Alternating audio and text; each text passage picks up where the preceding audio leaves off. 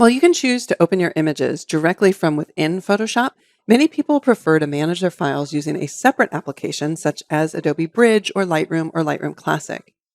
So in Photoshop, I can certainly choose open and then navigate using the operating system to different folders, and I can see the contents of that folder, but I can't really select more than one folder and I can't really move files around.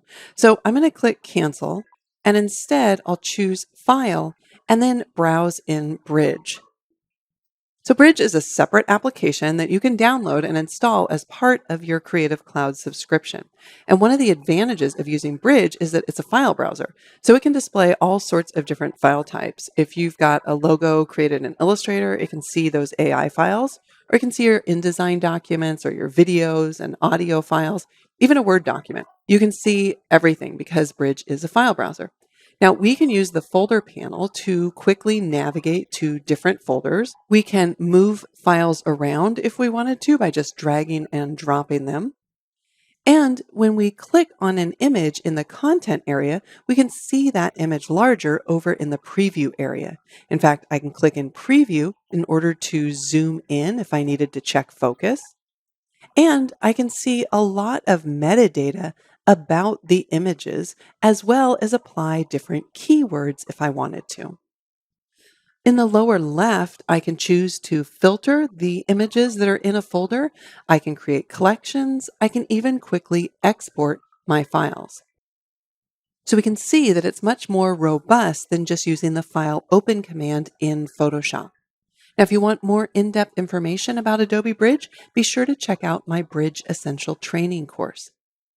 For now, I'm going to double-click on the tworocks.jpg file, which will automatically open it into Photoshop. When I close the file, by clicking on the X icon, we see the home screen again, and I can quickly navigate back to Bridge by either using File, Browse, and Bridge, or using the shortcut Command Option O on Mac or Control Alt O on Windows. Or if Bridge is already running, you can use the shortcut Command Tab on Mac to tab through your open applications. That would be Alt Tab on Windows. Now, if you're working with RAW files that have been captured with a digital camera in a RAW format, then you can take advantage of the Camera Raw plugin when you open an image from Bridge. Here, I'll double-click on wave.dng. That automatically opens it in Camera Raw, where I can start making edits to the image. For example, if I wanted to straighten the image, I could select the crop tool, position my cursor outside of the image, and then just rotate in order to straighten that. In order to make edits, I would click on the edit icon. I can choose auto to have Camera Raw do an auto correction. And then I can go in and refine that, maybe lightening the shadows a bit more, maybe changing the color temperature to make it a little cooler, and even adding creative effects like dehaze. So the primary advantage to using Camera Raw to make edits to your images is that the changes are non-destructive and they're made to the raw data in the file, so you're working with the highest quality information. If I click the before and after icon, we can see that was the original image, and then after, I made these quick adjustments. When we're finished with those adjustments, we can click Open in order to open this into Photoshop. And I'm going to do a quick File and then Save, which will bring up this window asking me if I want to save on my computer or to Cloud Documents. I'm going to save it locally on my computer. And we can see that it's going to save it as a PSD file, so it won't override the original DNG file. I'll click Save, and then I'll close it, and use Command Tab to return to Bridge.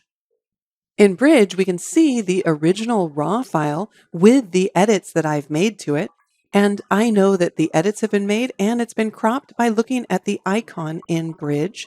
And we can also see the new wave.psd file that we created.